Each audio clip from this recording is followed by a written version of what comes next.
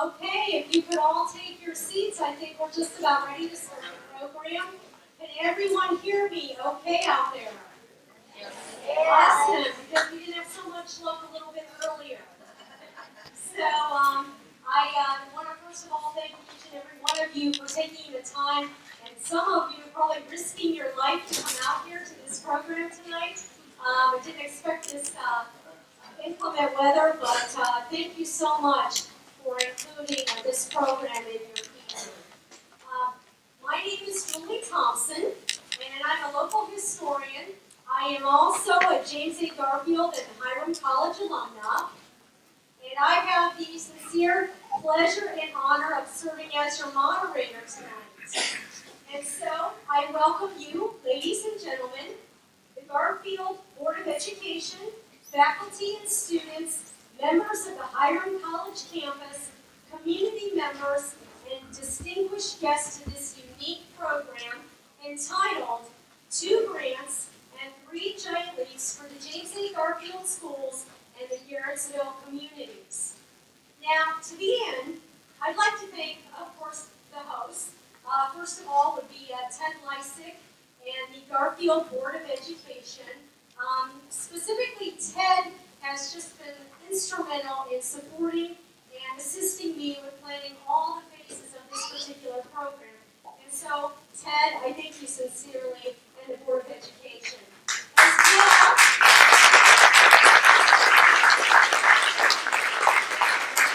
I'd also like to thank Kit Semplak, who is the president of the James A. Garfield Historical Society. And Kit has actually been along on this ride of mine for a good year now, from the very beginning when I began this research and delved into the Great Train Heist of 1935. And truly, I could not have done any of this without her support, without her helping me and the other members of the Historical Society to hone my research and get us to where we are tonight. So, Kit, where are you, Kit? Oh, there she is. Thank you so much.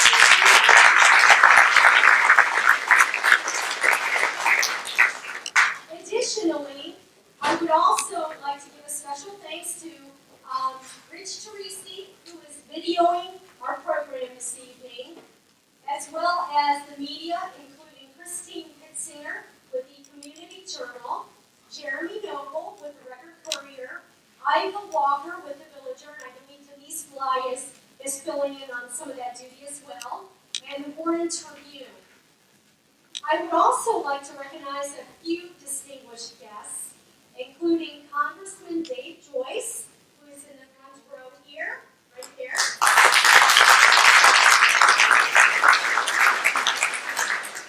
Obviously, Dave represents our 14th district, as well as Portage County Commissioners Kathleen Chandler, Maureen Frederick, and Sabrina Christian Bennett. Thank you so much.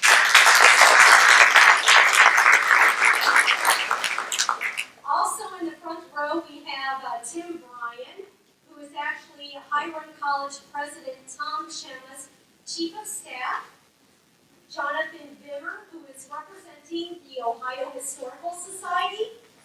And, of course, last but not least, and I don't think I can see him. There he is. Hi, Paul. Paul has actually come to us clear from Amherst, Wisconsin. He is a criminal historian who has extensively researched the crime era of the public enemies, and of course representing the era of the 1930s. So, in case you are still unclear about exactly what tonight's program is celebrating, the two grants in the title represent, of course, the state grant from the Ohio Historical Society for the marker, and the $5 million grant awarded to the James A. Garfield School District for the Campus of Excellence addition onto the elementary school. Thus, these two grants represent two of the three giant leaps, with the third giant leap representing the appointment of Dr. Lori Garlotta as the first female president in Hiram College history. She is going to be, as of the summer, I believe August, filling the giant shoes of retiring President Tom Chema. So that is, so these are all some exciting things going on here in our local communities. Now, the first grant was secured, as I mentioned, through the Ohio Historical Society. It was received by the James A. Garfield Historical Society.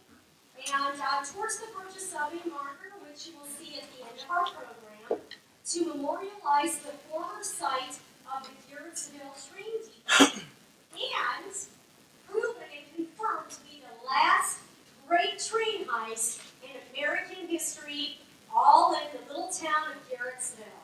So quite a milestone. Subsequently, local legend holds that the G-men flooded this town, thereby leading the Garfield School District to adopt the FBI's G-men, slang for government men, as the mascot for its athletic teams, the Fighting G-men. Now, grant two. In the amount of $5 million awarded to the James A. Garfield School District, which was one of only 24 schools out of 570 statewide, selected by a state panel for grants from a new innovation fund called the Straight A Fund. Moreover, the Garfield School District was the only unanimous choice selected for this fund, a huge milestone. Now, when planning this event, originally it began as just a small ceremony with a few people to recognize the historical marker. But with the milestones that this community has achieved and over the last several months, and in consideration of the tragic Buckeye Block fire, this has grown into a full celebration, folks, and an event which could not be possible with lots of heart and lots of vision. These are characteristics that I myself tried to use when planning this event. And while working through the challenges of getting us all together here tonight, I was reminded of a quote by Virginia Gildersleeve. And I'm sure most of you have no idea who she is, but she was an American academic, and she was the sole female U.S. delegate to the April 1945 United Nations Conference on International Organizations. But what she said was kind of small town, but big thought. And she stated, quote, the ability to think straight, some knowledge of the past, some vision of the future, some skill to do useful service, some urge to fit that service into the well-being of the community. These are the most vital things education must try to produce, end quote. So for most of us, vision represents an organization or individual's dream. It's what an organization believes are the ideal conditions for their community and how things would look if the issue important to you were completely and perfectly addressed. And we certainly all know that that usually never happens. It might be a world without war or a community in which all people are treated as equals, regardless of gender or racial background. Inevitably, I think we can all agree that vision is an element that should be understood and shared by all the members of our community. Although it is easy to lose sight of that vision when dealing with challenges that plague all individuals and all organizations. I believe that Garrettsville and its communities share a vision in education, and a vision in coming together through developing and thriving communities. If being a dreamer begets vision, then I'm starry-eyed, folks, because I hate to see where I'd be without it. And that being said, I thank you all again for coming together tonight to share our vision. And close with this quote by Muhammad Ali before the Jag Band plays the national anthem, and I turn the program over to Ted Lysing.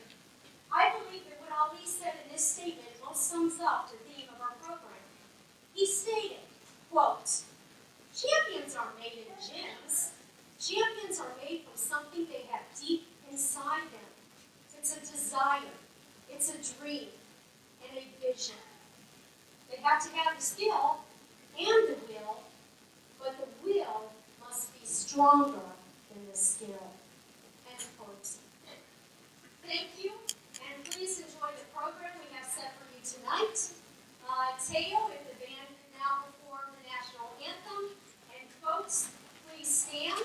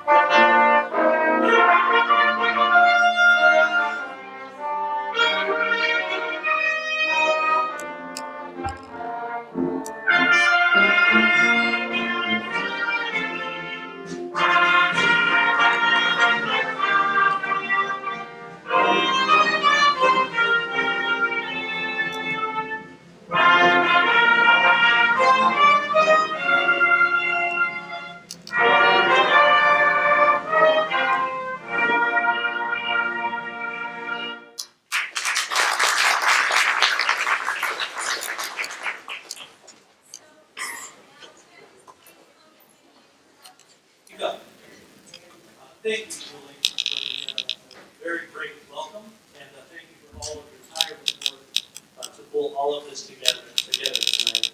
I'd like to welcome everyone and thank you for attending the dedication of this historical marker that will memorialize the historical events that helped define the mascot of our schools and impact our community nearly 8 years ago. First, I would like to thank all of the student participants this evening. Thank you, students.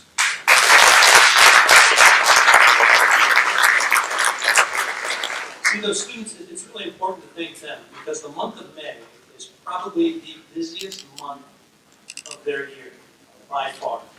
And they really have given us the most precious gift of all tonight, which is their time. And I really do want to thank them for coming there. And you will see some performers up on the stage. I've had the opportunity to see them many times over the last few weeks, and it is very, very impressive. I would also like to recognize our Board of Education, our President, Mr. Petra, Vice President, Mr. Vincent, Mrs. Brett, Mr. Foy, and Mr. White.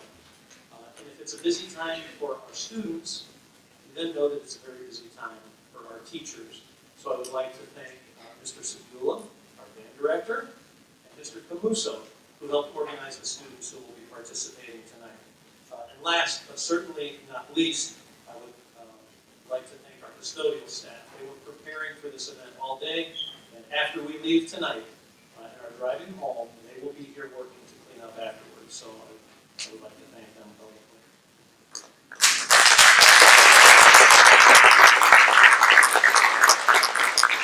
Julie mentioned a lot about coming together, and that's really what tonight is about. Tonight's about coming together to collaborate. Collaboration is defined as working jointly on an activity, especially to produce or create something. And we are producing and creating great things in this community. There's no doubt about that. Last week, the community came together to break ground on a new addition to the elementary school. This would not have been possible without a dedicated group of individuals coming together to communicate needs and create a proposal worth $5 million of state funds. So we came together in that way. Further, the YMCA and the Portage County Educational Service Center came together to help bring new services to our community in the Old Park Avenue School. Lots of people coming together. The community came together in continuous collaboration to support those impacted by the fire downtown. And Mr. Patrick will be telling us a little bit more about that. And the reason we're here this evening is because the schools, the Historical Society, the village, and Hiram College came together to memorialize and impact an important event in our community's history. So as we come together to dedicate this historical marker this evening, I encourage you all to realize that coming together, collaborating, is contagious. It's what makes our community strong. It keeps us moving forward, brings us together for a common purpose. It's what makes us all proud to be G-Men. Thank you.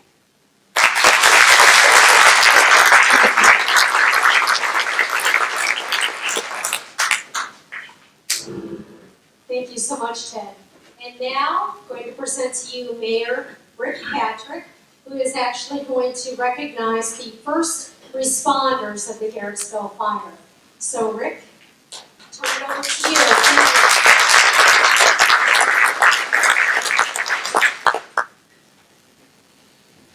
Good evening. Good evening.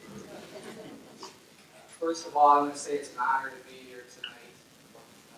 Julie put a lot of work into this and with the Historical Society to make this a nice event and part of history. We now, I believe, in Garrettsville have 3 historic markers. Is that right?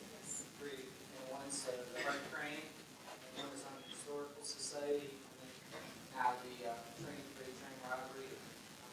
Freight train robbery. It's great. But interestingly enough, I was in San Francisco a few months ago, and I had a chance to visit Alcatraz, and so I did see Alvin Carlos' cell. It wasn't a very nice cell. Anyways.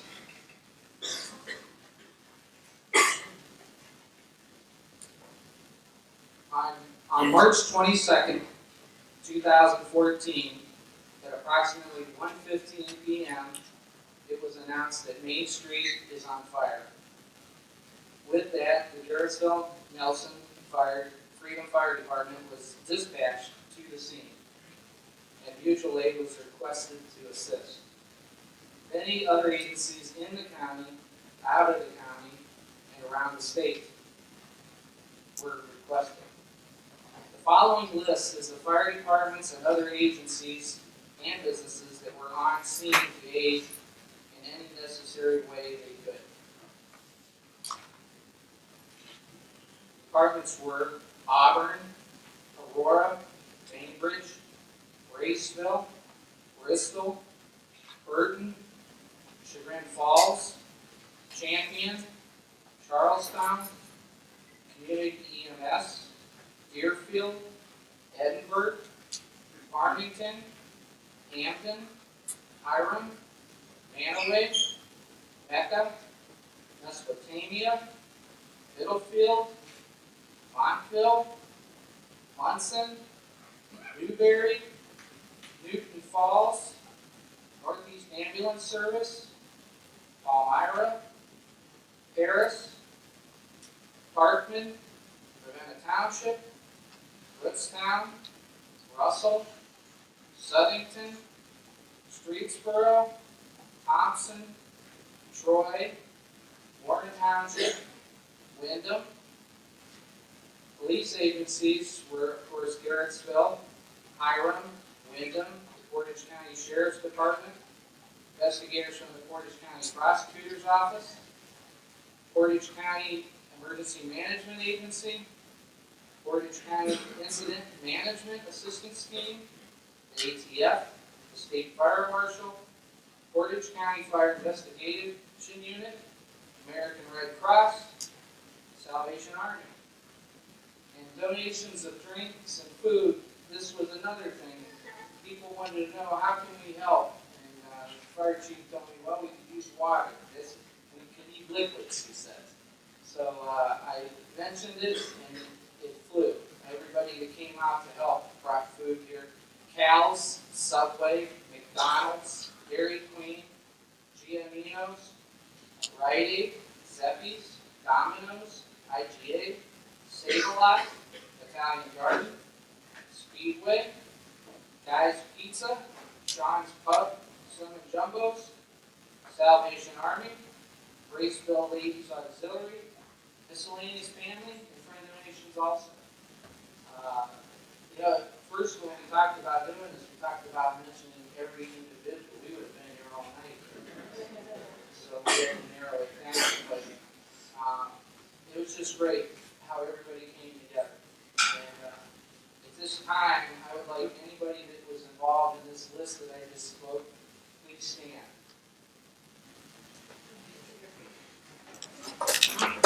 Welcome live.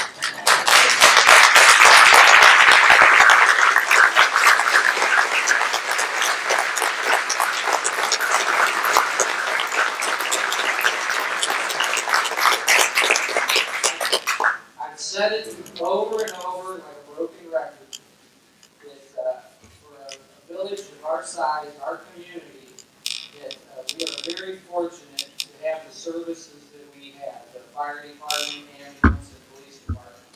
And our guys were on scene, I believe, within 6 minutes. I mean, that's just great. You don't get that in the city. So again, let's give them another round of applause.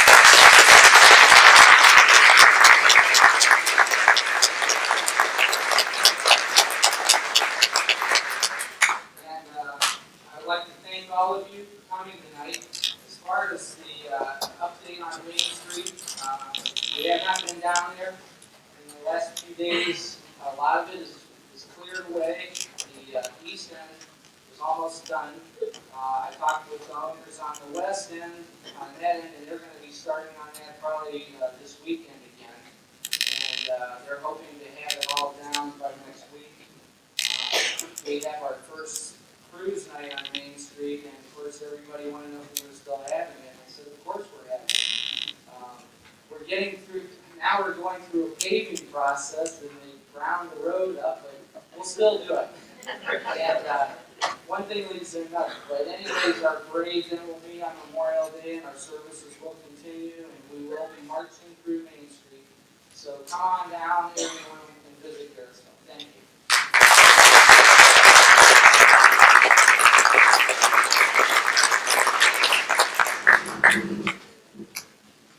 Thank you very much, Rick.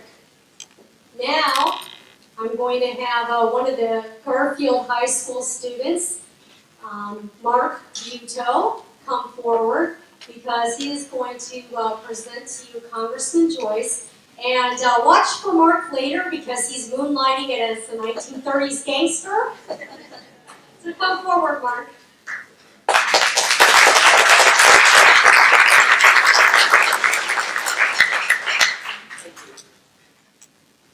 You all hear me?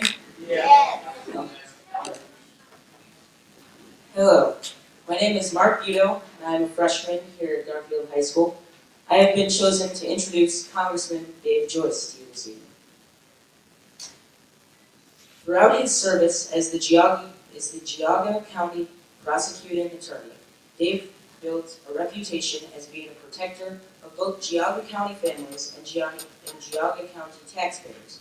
Dave made it a priority to provide the highest quality legal work in the most cost-efficient manner possible. The evening Dave was appointed in 1988, he told the crowd he would fight crime and work to develop the county in the way the people saw fit, not the way that the developers and the courts saw it. In 2005, the Ohio State Women's Bar Association presented Dave with the Family Friendly Workplace Award for providing his employees a family-oriented office environment.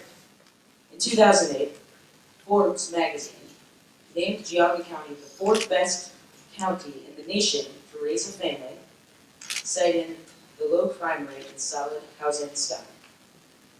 Throughout his career, Dave has assisted in numerous counties throughout Ohio as a special prosecutor. And some of his case and trial work has been featured on national shows such as CBS 48 Hours. In November of 2012, Dave was elected to the 113th Congress to represent the 14th District of Ohio. Dave serves on the influential House Committee on Appropriations, where he makes it a priority to reduce the scope and size of government and protect American tax dollars. Additionally, as Garrettsville begins the rebuilding process, Congressman Joyce has encouraged the people of our district to come together and assist one another. Congressman Joyce has helped pave the way for our great community to receive assistance while continuing to motivate our citizens to give through financial and in-kind contributions. Finally, Congressman Joyce was the first public official to correspond with Julie Thompson on her historical research, which led to the James A. Garfield Historical Society securing a state marker. In Julie's conversational meeting with Congressman Joyce, Dave was truly curious as to whether J. Edgar Hoover had arrested Carcass himself. It is here that the path of our community's historical marker first began. Ladies and gentlemen, it is now my sincere pleasure to introduce to you our 14th District Congressional Leader, Dave Joyce.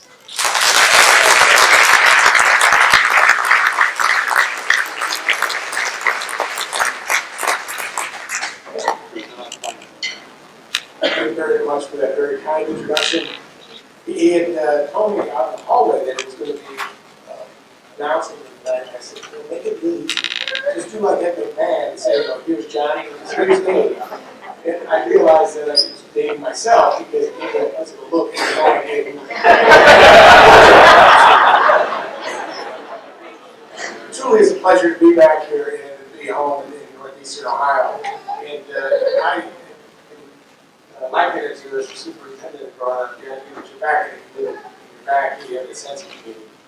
You know, in DC, people say, hey, how you doing? They don't care.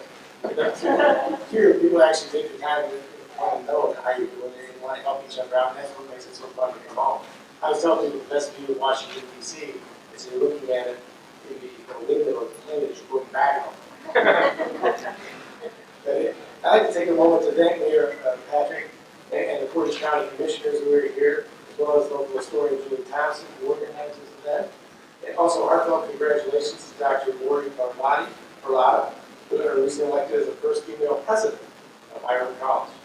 And certainly your wonderful auditor, Kevin Esposito. Let's give them all a lot.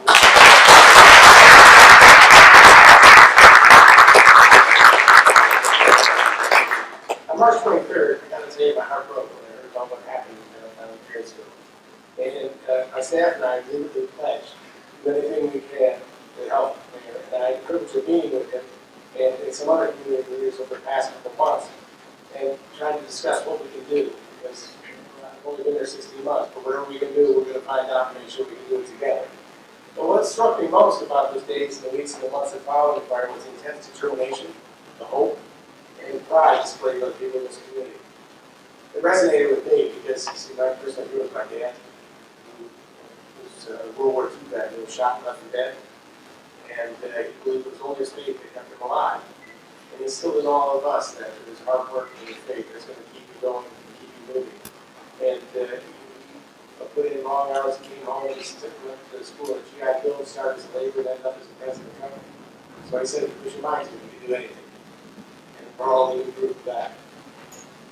But from the day of the fire to now, no one has been able to count years without. This community is stronger than ever, and its best days truly lie ahead.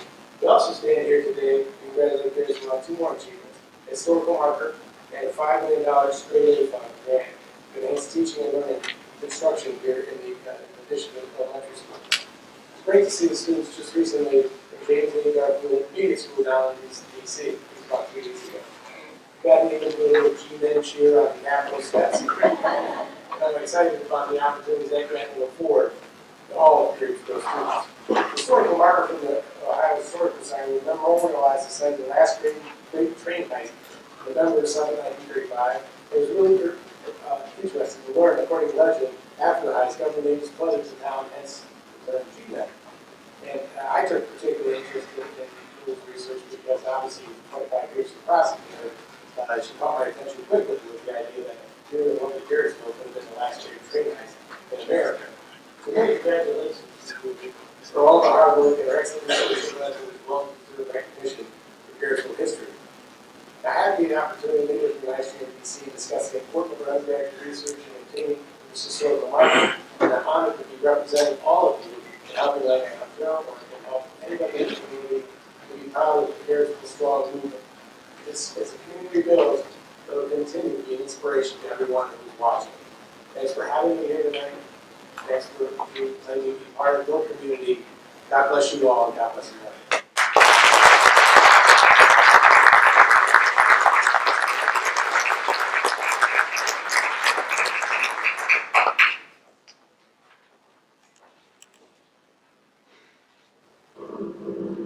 It's working well now. Okay, now our next presenter, and she's a good friend of mine, Kit Semplak, who is going to greet you on behalf of the James A. Garfield Historical Society and give you a glimpse of Buckeye Block history. First of all, the Historical Society does want to thank Julie Thompson for all her research, her time, her energy, her expertise in obtaining the historical marker and for organizing this dedication. Lately, the Historical Society has received many requests about local history. We do have some unique sources, but we are not like Google, where you can click and everything pops up. Real research has to be done, and pieces have to be put together like a puzzle. There's a lot of history that hasn't been written yet. In April of 1868, Garrettsville had a new newspaper. It was called the Garrettsville Journal. And in the journal, it stated that a new block was being built. In that central area, there were tinsmiths, hardware stores, dry goods stores, and later they carried on having groceries, and there was also a music store. After several changes of ownership, E.C. Smith became the owner of the business on the corner of Center and Silver Street. At that time, Main Street was called Silver Street. It was reported that he was an uncompromising Republican and was personally known by all the great Buckeye leaders, hence the name Buckeye Block and Buckeye Hall. The new Buckeye Hall was christened with probably the most spectacular celebration in November of 1868. It was a political victory celebration of the Republican Party when Grant and Colfax won the presidential election. It was called an illumination. Chinese lanterns adorned the store windows and were strung on wires across Silver Street from the Garrettsville Journal office, which at that time was located on the south side of today's Main Street, over to Lee's Drugstore, which is presently the Historical Society building, and also from the Buckeye Block over to the Carriage House, which today is Paul's Gristmill. Cornet bands were present from Garrettsville, Windham, Freedom, and Hiram.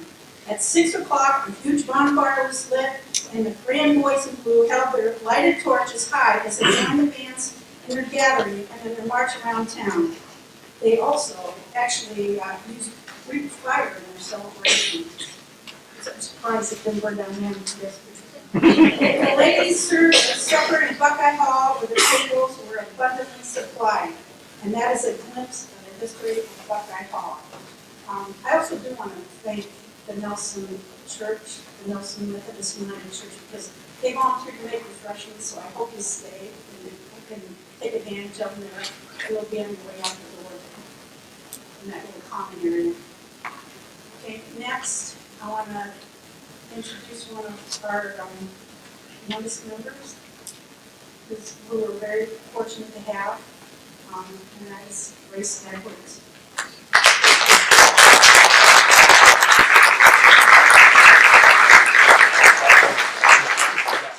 Hello, my name is Grace Edwards, and I'm a member of the James A. Garfield School District Historical Society's Board of Directors. I'm 11 years old and a 5th grade student at the James A. Garfield Intermediate School. My interest in the Historical Society began when I was in 2nd grade.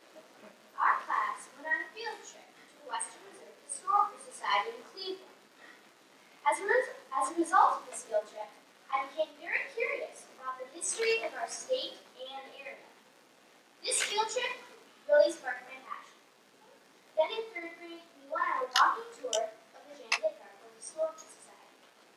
Shortly thereafter, I joined the Historical Society, and the rest they say is history. One of the things I love about history is reading people's personal accounts of what happened, especially in local Garrettsville. And what Kit read is one of my favorite accounts of somebody's personal thoughts. They kind of That's one of the things that I really, really love about history. I always thought that the story behind the Garfield G-Man mascot was very vague. My parents didn't know. They're not from the area. So I asked my teachers. They told me that G-Men stood for government men. And the legend holds these government men flooded our town in the early 1900s. But when in the 1900s? And where? And why? These were the big questions I had. I never really thought to ask these questions at the Historical Society meetings. But when Kit Sempler, the organization's president, told the members about Julie's research, I was very eager to hear the true story, which led to the legend behind our school's mascot. Julie Thompson did a lot of research about the subject of the G-Men and the rise of J. Edgar Hoover and the FBI. After more than a year of research, Julie is now sharing her astonishing findings with our community and the world. In 2011, Julie served an internship at the Library of Congress. Around the same time that a scene for the movie J. Edgar was being filmed there. She resolved to watch the movie when it came out. Inevitably, she saw a scene in the film where the infamous gangster George Machine Gun Kelly cried, "Don't shoot, G-Man! Don't shoot, G-Man!" during his capture by Hoover's agents in Nashville in 1933. Since Julie's alma mater is at James A. Garfield High School, she was especially interested in investigating the backstory of our school's mascot. As a result, Julie dove into the subject. Julie's investigation first took her to the Garfield Historical Society, where Kit Sempler expanded on the story that Julie knew by telling her that the term was locally connected to events of November 1935.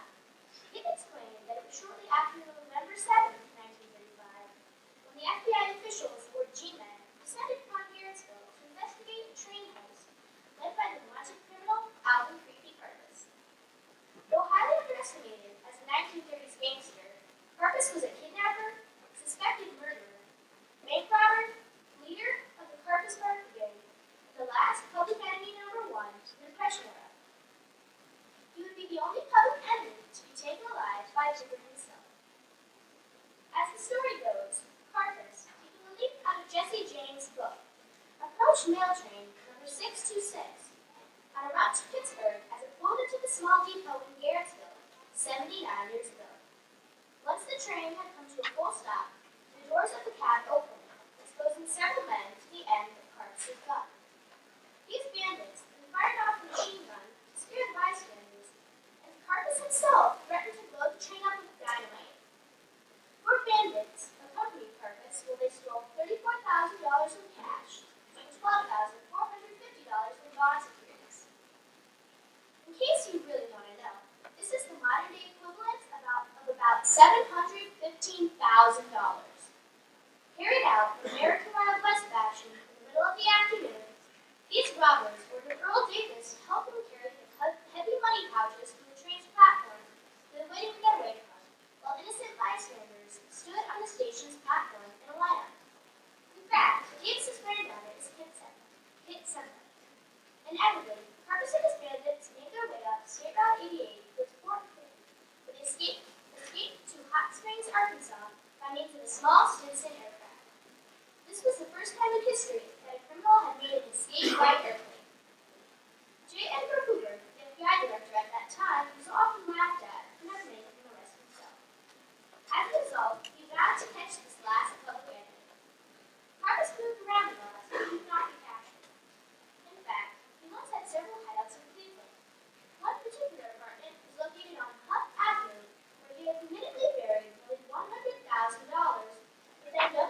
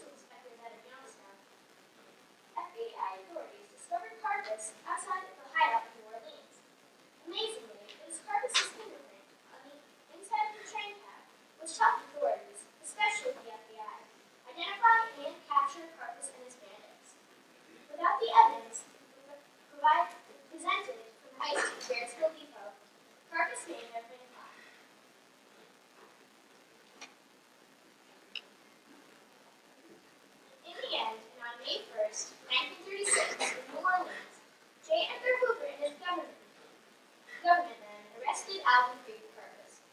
Julie has found that there are some reports that included testimony given by Purpose himself that differs from the FBI story. In Purpose's account, he stated that Hoover hid behind a building while his agents boxed in Purpose's car until the scene was safe for Hoover to appear. Though there are two opposing stories, the evidence still proves that Hoover did make the arrest himself.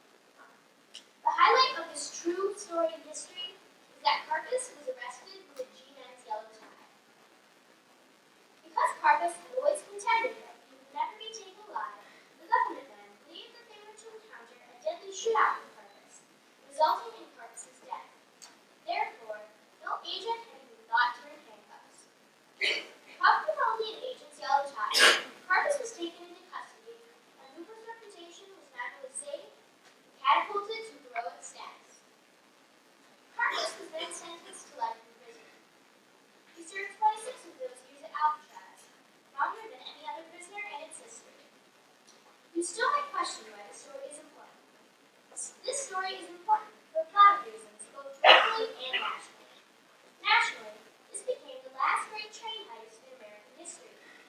Likewise, it impacted the FBI's future methods for collecting human source intelligence from that day forward.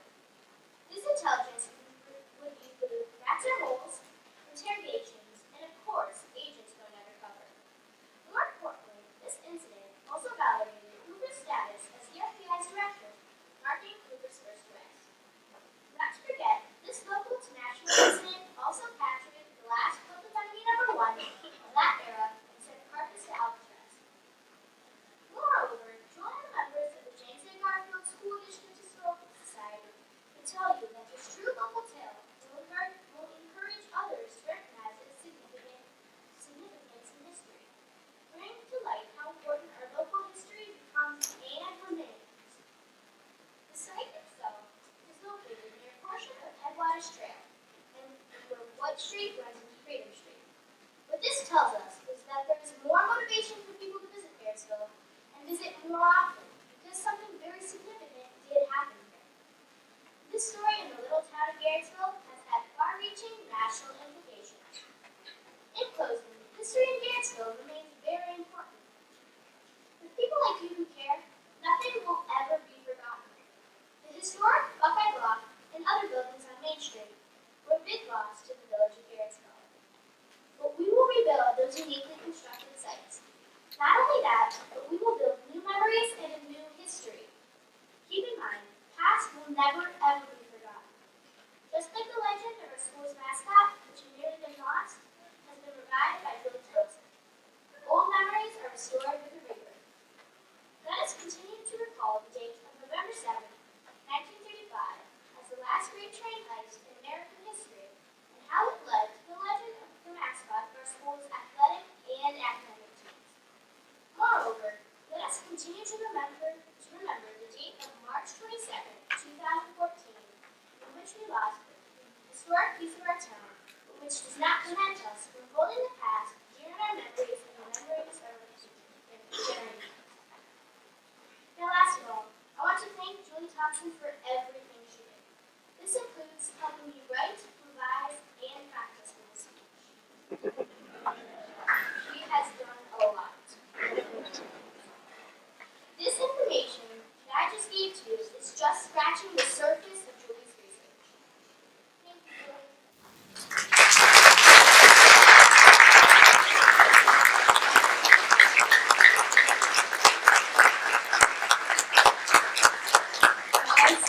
She's 11 years old. Look out, world.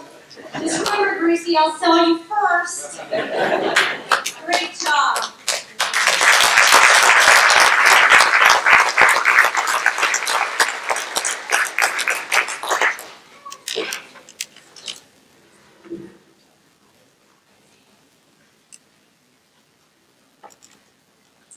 Okay, folks, what am I going to show you now will provide you with some background information on Alvin Creepy Carpus. And eventually, towards the end of this documentary, you will see Carpus himself in an interview before his parole from prison. And so this is courtesy of the Discovery Channel. It was taken in the late 1960s, before Karpus's release from prison. Karpus was inevitably released in 1969. He was deported to Canada and then essentially moved to Spain in 1973. Now, he wrote his first book in 1971 and published another book in 1980. But unfortunately for him, on August 26, 1979, he had died by what was originally ruled a suicide by authorities. So they had guessed that sleeping pills were probably the culprit to his death because they were found by his bedside. But later, it was ruled that it was death from natural causes. Though there are some of those, including Bill Trent, who actually helped Karpus write one of his books, who believes that there was some foul play involved. Now, as Grace had mentioned, there is some disparity between Karpus's account of his capture and that is recorded in the FBI records. Of course, the FBI records state that agent in charge, Earl J. Conley's car, arrived at the scene simultaneously with Hoover and his men. Inevitably, the G-men secured Karpus for Hoover to cuff him with a yellow tie. But let's look at Karpus's account in his own words. Karpus was promoted to U.S. Public Enemy #1 following the capture of John Dillinger.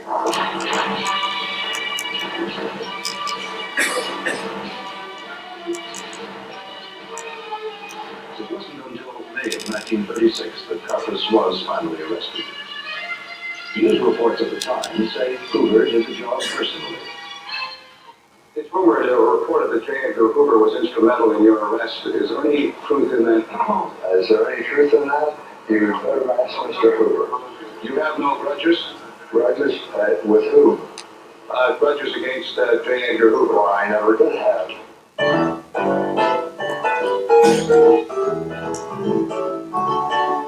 Let me tell you about the depression of the 30s while I've been alive. People did most anything just to survive. Here's a story about a man who made his fortune and fame. A rock and disco ran around and Karpus by name. Elkin with Freddie Parker and his mom. Terrorizing folks right through St. Paul. Robbing banks, steals, kidnapped his head on. But Karpus never did things small. As time wore on, all his cows got left. Yes, and Dylan was ignorant friend. In early 36, Hoover's boys moved in. The Karpus took the rap for the snatch of hand. They gave them life, sent him to the rock. But he kept his will, could make him tough. Robbing banks, steals, kidnapped his head all. But Karpus never did things small. First thing he kept his canary. I'm talking about Hoover finally, because that's probably the guy that sticks in your craw more than anybody else. Not really as much as you might have had. Well, the story that made Hoover famous was that he personally grabbed Alvin Karpus, public enemy #1. He reached into the car and he disarmed you and grabbed you. That made him a hero. And you say? I say this, that 28 agents arrested me, and while we were, even they were, well, put it mildly, a bit excited, most of them. And one was shouting, put your hands up, in other words, keep your hands down, in other words, sit on the running board. This was in New Orleans. Yeah, right, about 5 in the evening. And there was a fellow behind me with a rifle. He was so shaky in the excitement. He wasn't scared of us, understand? You could feel the barrel vibrating. Yeah, well, yeah, he couldn't hold it still. So I asked the man in front of me with a machine gun. He seemed to be the coolest in the lot. I said, who's the boss of this outfit anyway? And he said, oh, he'll be here in a minute. Why? And I said, well, I wanted to tell that guy with the rifle back of me to get it out of my back because he's so nervous, I think he's going to shoot right through me and right through you. That's true. And this got the guy a little upset. He heard me say that. He said, well, you son of a bitch, When we get you to the office, I'm going to show you who the boss is. And I turned my head like this to answer him. And as I did, up at the corner of the apartment building, this was on the corner, I see a guy peeping around the corner. And I thought, what the hell is this? And when I stopped talking, these other agents that were right close to me, they started looking to see what I was looking at, why I quit talking. And finally, here came another one around the corner, looking around the corner.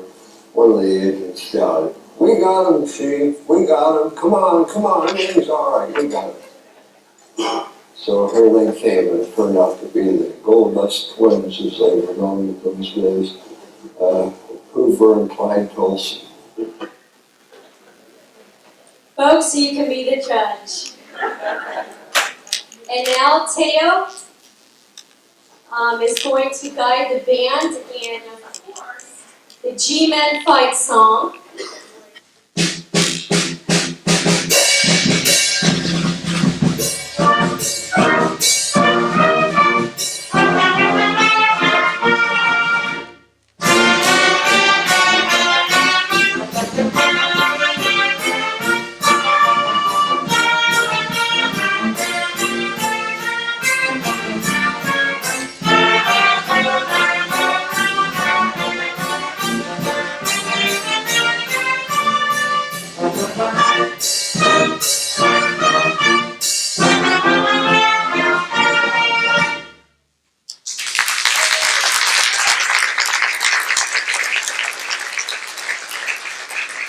Thank you very much.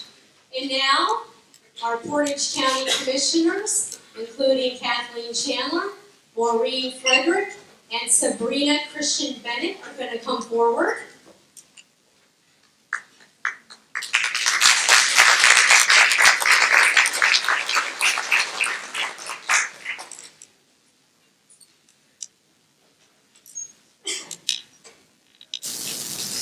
I am going to announce the proclamation from here, while Kathleen and Serena ascend up there. Read the proclamation.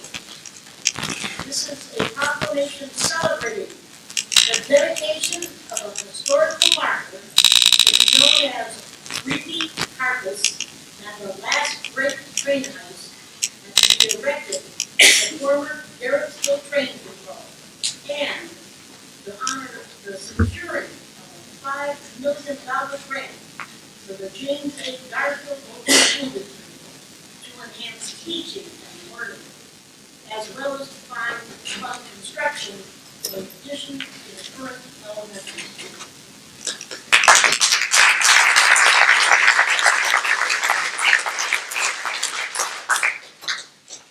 Whereas the Portage County Board of Commissioners recognizes the efforts of Julie Thompson and offers their appreciation for her outstanding research of the historic November 7, 1935 Garrettsville train robbery, which will be memorialized with the dedication of an historic marker at the former Garrettsville train depot. And whereas the Board of Commissioners thanks Ms. Thompson for her hard work in gaining recognition for the village of Garrettsville and Portage County of this historic event. And whereas we also celebrate the securing of a $5 million Ohio Department of Education Straight A Fund grant given to the James A. Garfield Local School District to enhance teaching and learning, as well as to fund construction of an addition to the current elementary school. And whereas the Board of Commissioners commends the school district on its planning and forward thinking and applying for these grant funds that will assist the district with its cost savings and long-term sustainability, now therefore be it resolved that the Portage County Board of Commissioners recognizes the efforts of Julie Thompson, the James A. Garfield Local School District, and the Garrettsville community.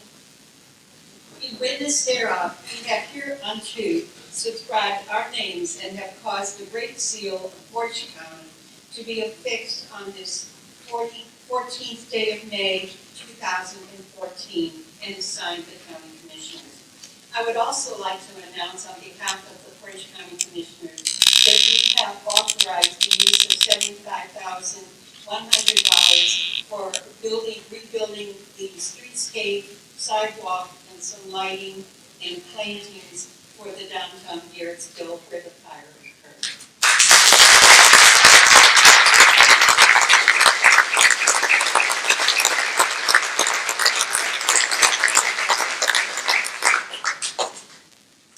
Okay, thank you very much, Portage County Commissioners. That is truly an honor.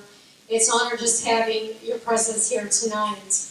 And so with that, we're going to go ahead and have Tim Bryan, who is Hiram College President Tom Chema's Chief of Staff, talk about Tom Chema's retiring and also about the incoming president, Dr. Lori Barlotta, as the first female president in Hiram College history.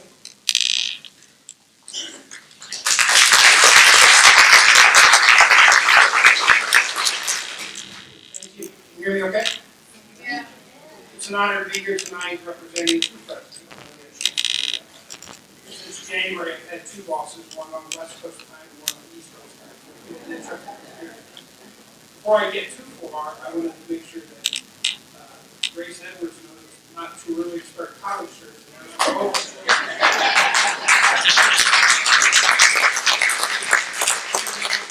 Fifth grade, but we're willing to make this is a really important night. We're honored to be part of it. Tom Chema is on our campus tonight. We are actually the awards banquet. He's there, or he will be here with you. He sends his greetings, congratulations. We see ourselves as part of a larger one community. Garrettsville Hiram is not two. Tom, as you may know, has transformed Hiram, increased enrollment by 50%. 100 kids or more, 100,000 transformed the physical landscape of the institution, and has put Hiram in a different position, a position to hire, attract, recruit a leader by the caliber of Lori Barlotta. Lori Barlotta will be here in August. She's been on campus 3 times. She's been in your town. She has been through Garrettsville. I know she's corresponded with Julie. She's the executive vice president at Sacramento State University. You will like her. She's personable. She's a hard charger. She's ready to take Hiram to higher levels. And she's going to be a contributing member of our community. We do see it as one community. Lastly, we hope there are 2 things. We hope that you know that we reach out to you in attempting to do the very best we can to be helpful with rebuilding during the fire. A number of our sports teams, a number of our students, faculty, staff, our alumni have come forward and wanted to help. We reached out to the mayor and others, making sure they know that we are a resource and we do all we can to help. I want to conclude, I'd ask you like that to stand up here, please. On Saturday, we have our commencement exercise, and there are 299 graduates. And looking through the script this morning, I'm struck by really what we're asking our graduates to do is exactly what Julie talked about. We're looking for them to take their passion for learning, their experiences at Hiram College, and to go make a difference in their community, in our world. You are an extraordinary example of what we're asking our graduates to do on Saturday. And we're enormously proud of you. I want to make sure you know that.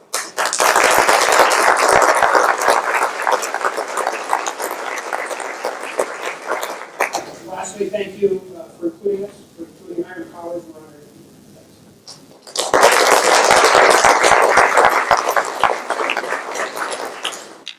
Thank you so much, Tim. Greatly appreciate you being here representing Hiram College.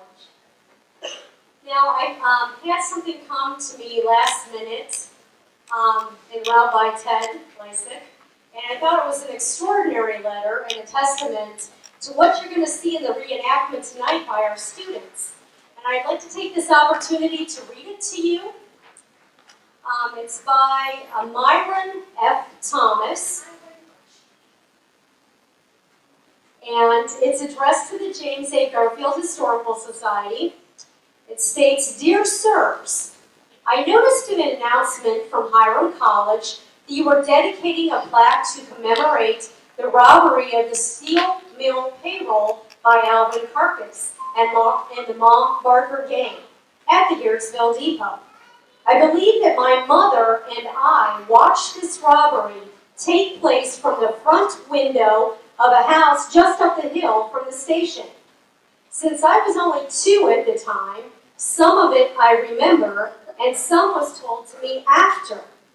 I remember the engineer and firemen being pulled out of the engine and a lot of commotion in the area. My mother called my father at his office, which was over Tulsa Drug Store. At that time, the only law enforcement in town was the night watchman. She then had the telephone operators connect her with the sheriff's office in Ravenna, who were really too far away to do much. They suggested that she shoot at the escape car, right, to mark it so that it could be identified later. Since there were Tommy guns sticking out of every window as the car drove away, I think that she wisely declined their suggestion. I was hiding behind a cast iron radiator, and that would be of little value if the Tommy guns opened up. I believe that the robbers stayed that night in Wyndham on a farm, worked by an Indian named Rochett. I think I pronounced that correctly. I think that he was the father of Karpis' girlfriend in St. Paul, Minnesota, named Rochett. At that time, St. Paul's mayor declared that St. Paul was an open city to gangsters as long as they made no trouble in the city. Sorry that I will not be able to attend the ceremony, but it sounds like a very interesting event. Sincerely, Myron F. Thomas.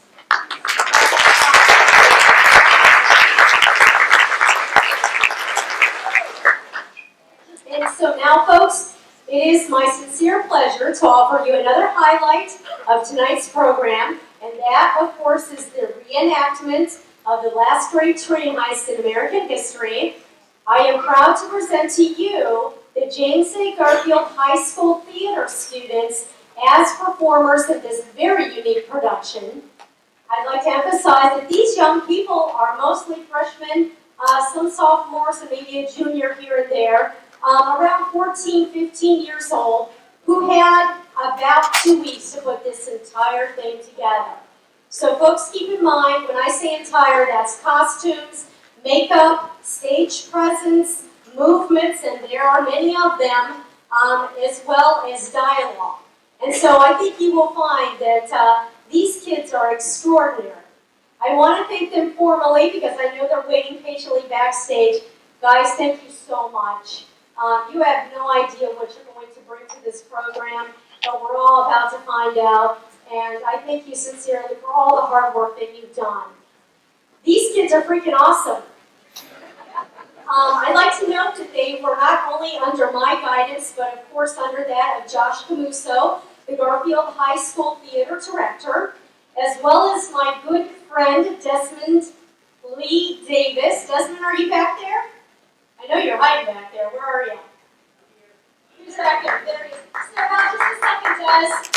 Desmond actually worked with these kids individually hour after hour on movements, on any type of choreography that you're going to see tonight, and he has just been phenomenal. This would not have gotten done without his help. So Des, thank you so much.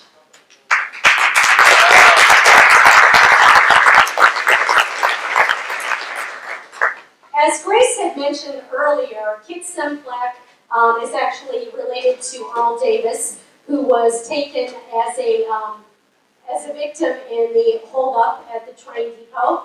And he was made to carry all the money pouches from the station's platform to the waiting getaway car. I'd also like to recognize the 3 nieces of Robert Brockett, who are also here tonight and located here in this second row. Wave. Now, Robert Brockett was also one of the victims. He was a mailman at the time, and he was also held up at the train station. There are also a list of other victims whose families still reside in this area. And when you came into the auditorium, there is a a framed picture and an article dated November 8th, 1935, and please do take a look at it as you exit because it is of particular interest and gives you many of the details, some of which you're going to see tonight. Now, before starting, I want to note that the words in this production came directly from Alvin Karpus's autobiography entitled The Alvin Karpus Story, one of the books I mentioned of 1980. It is frankly the only surviving full testament of what happened here in Garrettsville on November 7th, 1935. So at that, if you allow us just a few moments to get ready so that we can present to you the last great train robbery.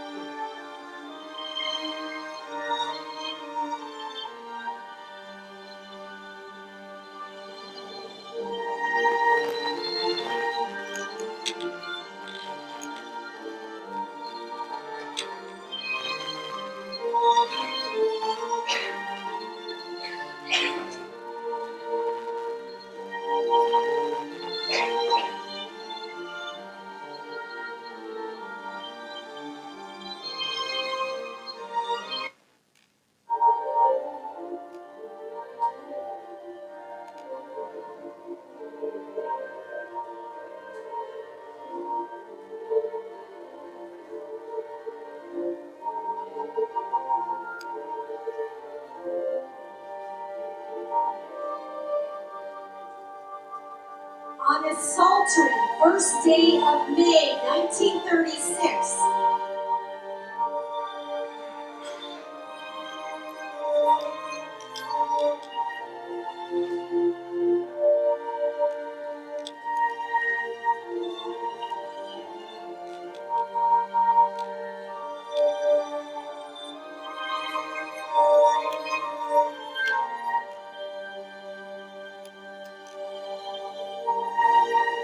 lonely with an agent still on top. Notorious gangster, bank robber, kidnapper, and suspected murderer Alvin Creepy Karpus stated self-assuredly, quote, I made Hoover's reputation as a fearless lawman. It's a reputation he doesn't deserve. I made that SOB. Today, this quote holds a special interest for the residents in our small hometown of Garrettsville, a village of fewer than 2,500 people. Let's look back at that pivotal day in history before Karpus was arrested in New Orleans and when he made the brazen move to knock off that train at the Garrettsville depot. I had exactly the right job in mind. I've been mulling it over for weeks. Gotta take a minute. I thought of the great bandits of the Old West, James Brothers, the Dalton Boys, and all the rest of them. Hey, they knocked over trains and I was going to pull the same stunt. Now the one I had my eye on was a mail train that carried payrolls from the Federal Reserve Bank in Cleveland to small Ohio towns. It deserved to be taken because on payroll day, it carried cash enough to cover the weekly salaries of workers in all the giant mills of Youngstown and the other industrial centers of Ohio. I was figuring about $300,000. So I decided to take along 4 guys. First, my good friend Freddie Hunter. Brock,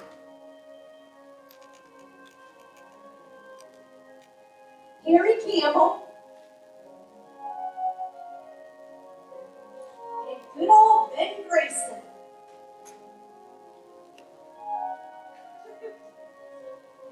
Now, Freddie Hunter, he was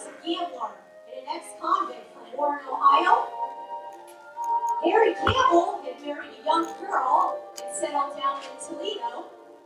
And a fellow named Brock was someone who Burhead Katie had recommended to me. Last but not least, Ben Grayson. He was an experienced bank robber in his early 50s, just out of prison after serving a sentence for knocking over postcards in Asbury Park, New Jersey.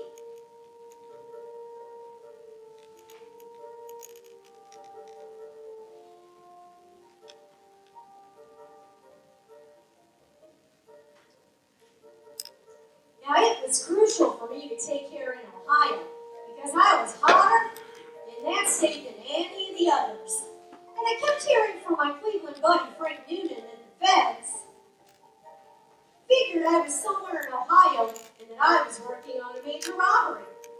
This pressure meant that I couldn't slip up on a single item in planning this job.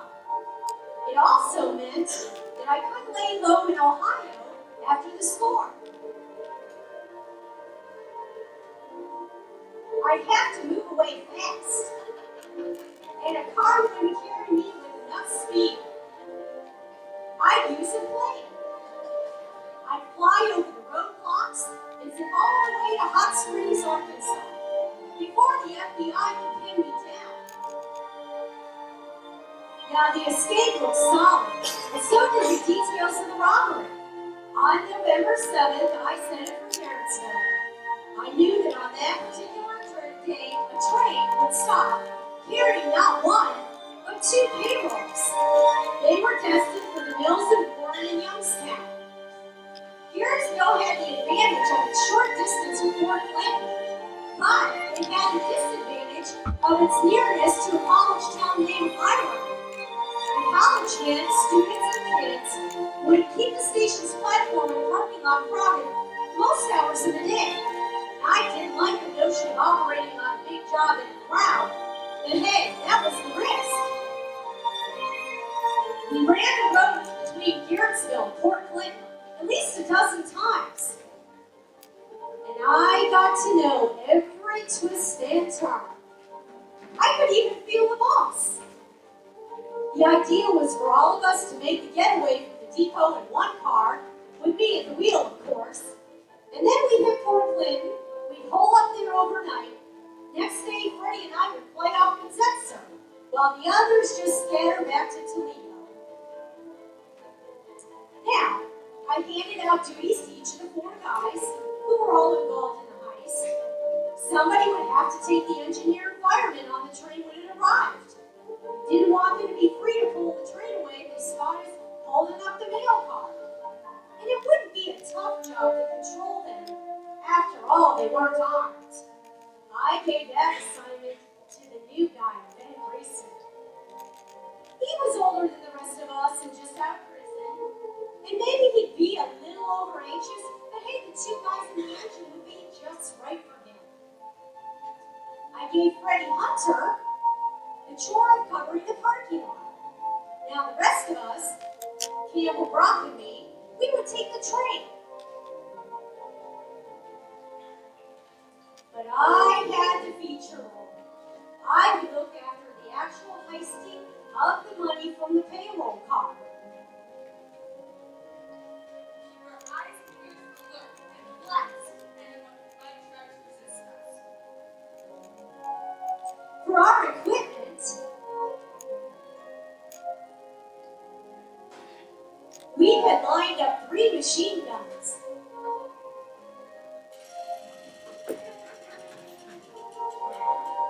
A rifle,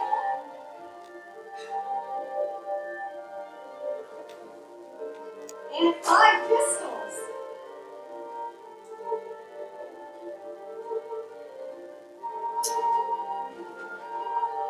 We filled up a briefcase with dozens of extra clips, and for good measure, I packed a complete medical kit. We also took along a couple of items I'd rarely used in the past. I thought they'd come in handy. Suppose, I thought, the rail clerk spotted us, and suppose they slammed the mail car door shut. How we bust in?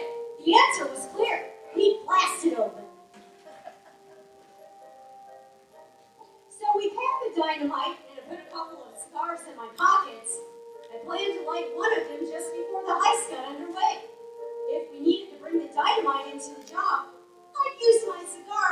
set off the wick.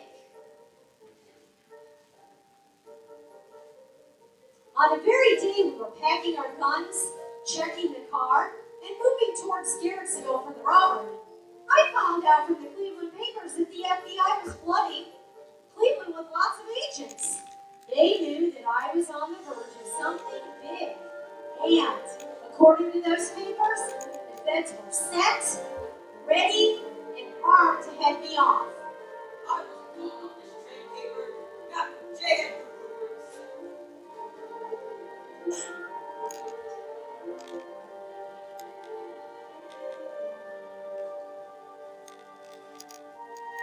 Now, Ben Greason, he turned up on the morning of the job looking like a hold-up man from out of the past. He had pasted on a fake mustache, one of those long drooping jobs that the old-time train robbers used to wear. He had also rubbed some rouge on his cheeks and on his chin. And he looked like a complete villain. For Christ's sake, Ben, I said to him, don't move too close to the people on the platform. You're going to scare the hell out of them. Ben just laughed. He was a good guy, but he was completely serious about his makeup. He was convinced that somebody might spot him and identify him as a convicted bank robber.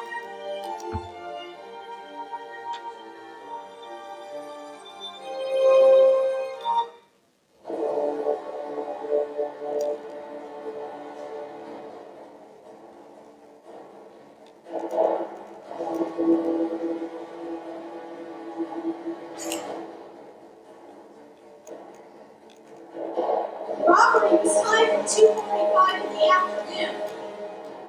And a few minutes earlier, we were driving through the streets near the depot. A block away from the station, we stopped. And Campbell, Grayson, and Brock climbed out. They went along on foot towards the depot, while Freddie and I drove ahead in the plane. Freddie was packing a machine gun. I told him that not a single person was to leave either the lot or the station. Freddie tucked his machine gun under his overcoat, and when I stopped the car in the parking lot, he stepped out and strolled nonchalantly around the depot. I surveyed the tracks and platform from the car. Everything looked clear, except for one thing. There were two repairmen perched up on a telephone pole tending to the lines, and they were wearing earphones. If trouble broke out, they would call for help. I began to think that maybe I'd better sit Freddie on them. Then one of the repairmen distracted me. He started to laugh. He was really broken up. He nudged the other repair guy, and the second guy started to laugh too. I couldn't figure it out. Then I looked in the direction they were pointing. It was Grayson. He had just arrived on the platform, and with his 8-inch mustache, he looked as weird as hell. I heard the playing telephone guys laughing. While I was still wondering what to do about them and their earphones, I heard the train whistle. I climbed out of the car. I was wearing a top coat. I had ripped the pocket out of the coat, and I was carrying a machine gun with a 20-shot clip. The strap was slung over my shoulder inside my coat. The train stopped precisely in the spot I knew it would. The engine hissed, and smoke swept along the platform. And the door to the mail car swung open. Two clerks stood looking out of the car.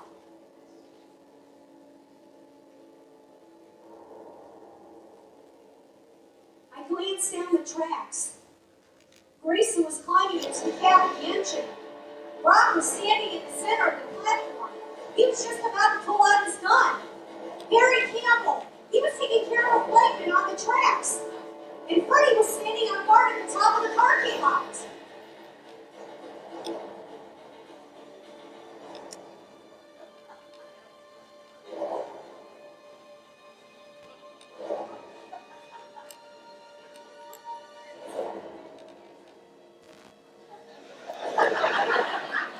I pulled out my machine gun, and I leveled leveled it at the two clerks in the mail car. They stared at me. I thought their eyes were going to fall out of their heads. But they did throw up their hands. They did something totally unexpected. They ran back into the car. I hollered at them. I told them to come out with their hands up, and I didn't hear a peep from them. They were hiding back there. Well, all right for them. I took a stick of dynamite from my pocket, and I threw it in, unlit, into the car. It landed with a thump close to the clerk. I'm gonna heave another one in there, and this one will be burning. You've got 5, and I'm counting now. 1, 2, 3. They were in sight by the time I reached 4. There had been 3 men in the back of the car. 2 white guys and a big, heavy-set Negro. I hadn't noticed the black guy until he appeared at that moment, and he was a nervy SOB. You can't do this. Get off with that gun. I set the machine gun at a single shot and aimed it just over his head. I pulled the trigger. I expected it to fire, but it didn't. The hammer fell down, but the slug didn't go off. I was really worried. I looked at the 3 guys and discovered there's no reason for me to worry. The sound of the hammer on the gun had scared the hell out of them. They were convinced, and all of them, including the Negro, threw their hands into the air. By that time, Grayson and Brock had the engineer and fireman along with the others under control. Grayson and Brock had led them down the tracks with the end of their guns, and we lined them up with the mail clerks. I asked who the chief was, and the elderly, the 2 white clerks stepped forward. He and I moved into the back of the mail car. The mail bags, they were stacked from floor to the ceiling, and I couldn't tell which held the bags of payroll. The old clerk stood in front of me with an expression on his face that said, I just have to work that problem out myself. I leveled the gun at the old guy and said, buddy, you know, and I know there's another train coming down the line in just a few minutes. If you don't tell me what I want to know in a hurry, that train is going to run right into this one. And there'll be a lot of dead people, and I don't care about that, but you might. So the clerk gave in, and I told him the first thing I wanted was the payroll for Warren. He produced a mail bag with a heavy padlock on it. Now I want the payroll for youngsters. It is not here. I thought you didn't want the trouble. Harry Campbell climbed into the mail car. Look out, Harry. I'm gonna shoot this guy. And I sure was mad enough to pull that trigger. So the old guy, he began to beg. He said the Youngstown payment had been shipped out the previous day. He pulled out his ledger and showed me that he had signed for only 1 payroll shipment. He wasn't lying, and I was madder than ever. I picked out 4 bags of registered mail in the hopes that there'd be some cash in a few of the letters, and I pushed the 5 bags to the edge of that mail car. Freddie was standing on the platform, and he yelled at the clerks to load them into the back of the Plymouth. Hey, I'm not gonna help you rob this train. It was that mouthy black guy again. Freddie kicked him in the ass, and he got to work loading the car again.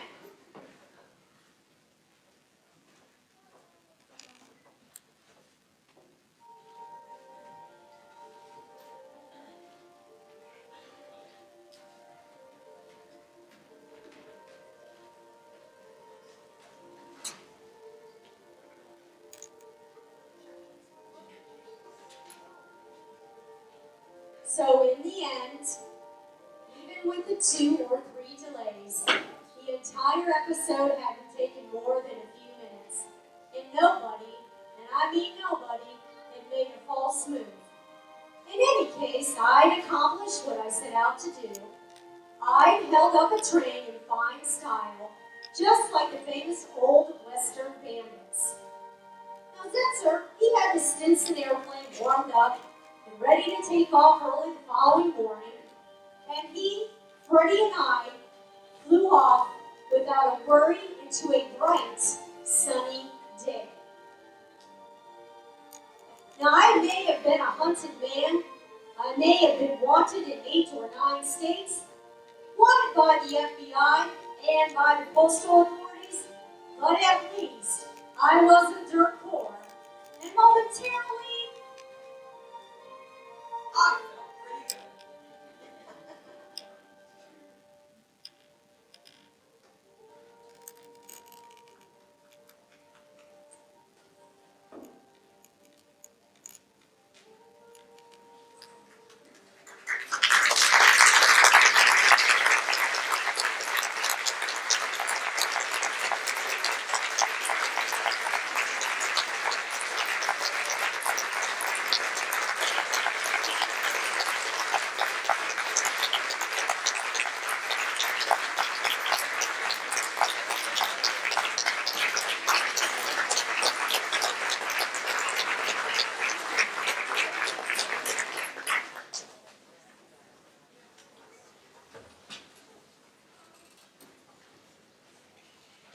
that was awesome, guys.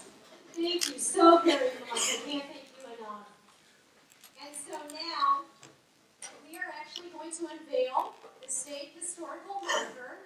And to do that, I'm going to invite Jonathan Dimmer from the Ohio Historic Preservation Office of the Ohio Historical Society to come forward.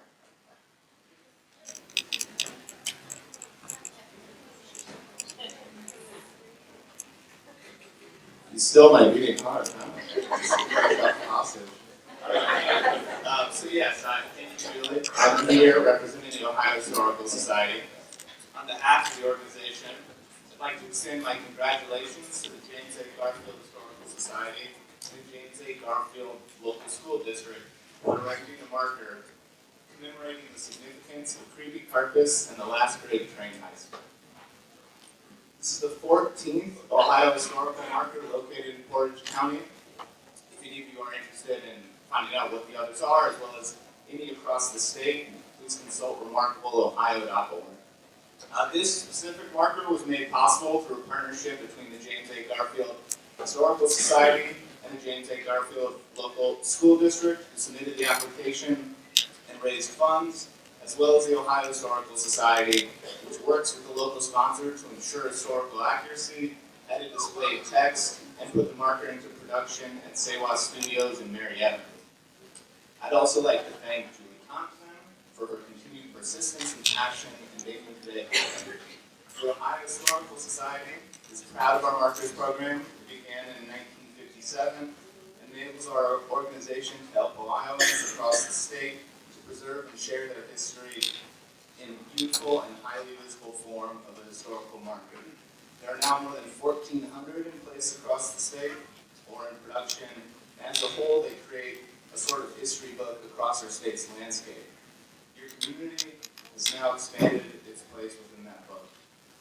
Further, to commemorate the special event, I'm proud to present a commendation to the James A. Garfield Historical Society and James A. Garfield Local School District from Ohio Governor John Kasich and the Ohio Historical Society's Executive Director Burt Logan and Board of Trustees. I'd like to read them their very brief.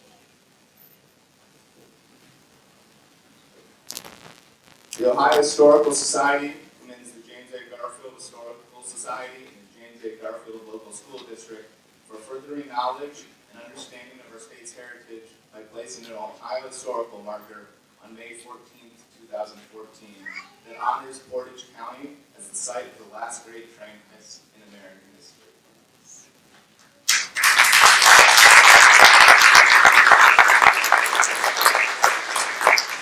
And then, Governor, in the name and by the authority of the state of Ohio, John R. Kasich and Mary Taylor, Governor and Lieutenant Governor of Ohio, do hereby officially recognize Creepy Carpus and the last great train heist for achieving recognition by the Ohio Historical Society and receiving a historical marker.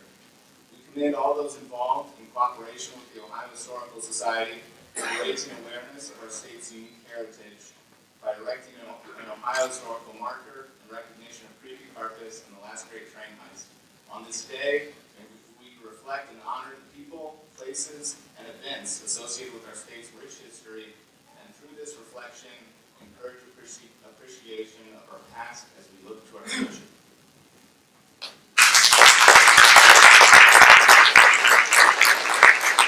Once again, congrats on erecting this marker, and thank you kindly for allowing my organization to be part of today's dedication. All the best.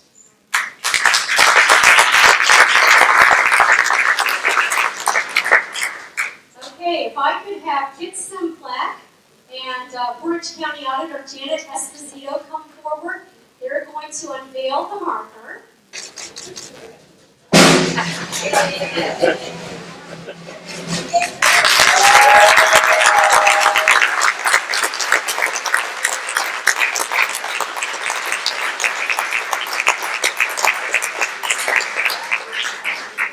I think that turned out pretty well. Feel free, folks, before you leave, to come up onto the auditorium stage and take a look, because it does have an opposite side, which features, you can't see it there. Yeah, there you go.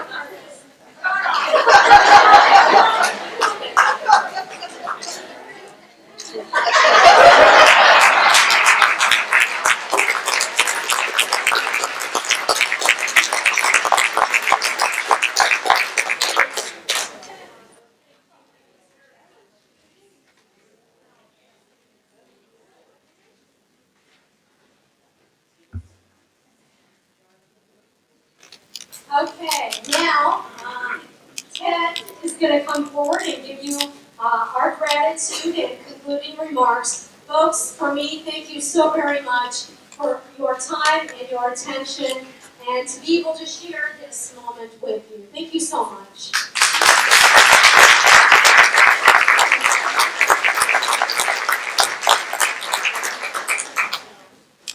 One more round of applause.